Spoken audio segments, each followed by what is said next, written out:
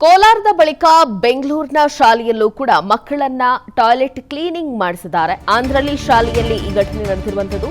BO Anjanappa ದೂರಿನನ್ವಯ ಶಾಲಾ ಶಿಕ್ಷಕಿಯನ್ನ arrest ಮಾಡಲಾಗಿದೆ.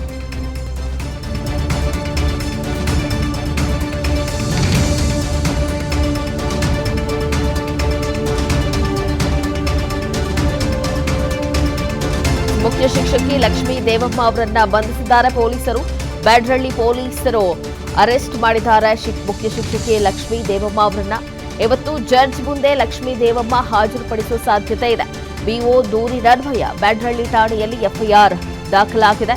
ಶಿಕ್ಷಕಿ ವಿದ್ಯಾರ್ಥಿಗಳಿಂದ ಶೌಚಾಲಯ ಸ್ವಚ್ಛಗೊಳಿಸಿರುವಂತಹ ವಿಡಿಯೋ ಕೂಡ ವೈರಲ್ ಆಗಿದ್ದು, ಆಕ್ರೋಶಗೊಂಡಂತಹ ಮಕ್ಕಳ ಪೋಷಕರು ಶಾಲೆಯ ಮುಂದೆ ಜಮಾಯಿಸಿ ಪ್ರತಿಭಟನೆಯನ್ನು ಕೂಡ ನಡೆಸಿದ್ರು. ತಪ್ಪಿತಸ್ಥರ ವಿರುದ್ಧ ಕ್ರಮವನ್ನ ಕೈಗೊಳ್ಳಬೇಕು ಅಂತ ಹೇಳಿ ಆಗ್ರಹಿಸಿದ್ರು. ಈಗ ಅರೆಸ್ಟ್ ಕೂಡ ಮಾಡಲಾಗಿದೆ. ಮುಖ್ಯ ಶಿಕ್ಷಕಿ ಲಕ್ಷ್ಮೀ ದೇವಮ್ಮ ಅವರನ್ನ ಅರೆಸ್ಟ್ ಮಾಡಲಾಗಿದೆ. ಬಿಒ ಅಂಜನಪ್ಪ ದೂರಿನನ್ವಯ ಶಾಲಾ ಶಿಕ್ಷಕಿಯನ್ನ ಅರೆಸ್ಟ್ ಮಾಡಲಾಗಿದೆ. ನಿನ್ನೆಯ ದೃಶ್ಯಾವಳಿಯನ್ನ ಗಮನಿಸ್ತಾ ಇದ್ದೀರಾ ನೀವು. ವಿದ್ಯಾರ್ಥಿಗಳ ಪೋಷಕರು ಶಾಲೆಗೆ ಬಂದು ಪ್ರೊಟೆಸ್ಟ್ ಅನ್ನ ಕೂಡ ಮಾಡಿದ್ರು, ಪ್ರತಿಭಟನೆಯನ್ನ ನಡೆಸಿದ್ರು.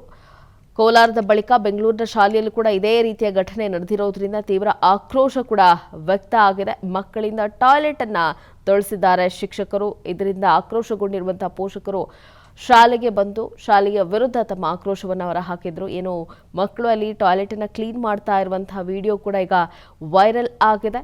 ಇನ್ನು ಬಿಒ ಅಂಜನಪ್ಪ ಅವರು ಕೊಟ್ಟಿರುವಂತಹ ದೂರಿನನ್ವಯ ಶಾಲಾ ಶಿಕ್ಷಕಿಯನ್ನ ಅಂದ್ರೆ ಮುಖ್ಯ ಶಿಕ್ಷಕಿಯನ್ನ ಅರೆಸ್ಟ್ ಮಾಡಲಾಗಿದೆ. ಇವತ್ತು ಕೋರ್ಟ್ಗೆ ಕೂಡ ಹಾಜರುಪಡಿಸುವ ಸಾಧ್ಯತೆ ಇದೆ. ಅನುಕ್ಷಣದ ಸುದ್ದಿಗಳಿಗಾಗಿ ವಿಸ್ತಾರ ನ್ಯೂಸ್ ಯೂಟ್ಯೂಬ್ ಚಾನೆಲ್ ಸಬ್ಸ್ಕ್ರೈಬ್ ಮಾಡಿ. ಹೊಸ ಸುದ್ದಿಗಳ ನೋಟಿಫಿಕೇಶನ್ಗಾಗಿ ಬೆಲ್ ಐಕಾನ್ ಕ್ಲಿಕ್ ಮಾಡಿ. ಲೇಟೆಸ್ಟ್ ಅಪ್ಡೇಟ್ಸ್ಗಾಗಿ www.vistaranews.com ವೆಬ್ಸೈಟ್ಗೆ ವಿಸಿಟ್ ಮಾಡಿ. ಅಂಗೈಯಲ್ಲೇ ಜಗತ್ತಿನ ಸುದ್ದಿ ತಿಳಿಯಲು ವಿಸ್ತಾರ ನ್ಯೂಸ್ ಕನ್ನಡ ಆಪ್ ಡೌನ್ಲೋಡ್ ಮಾಡಿ.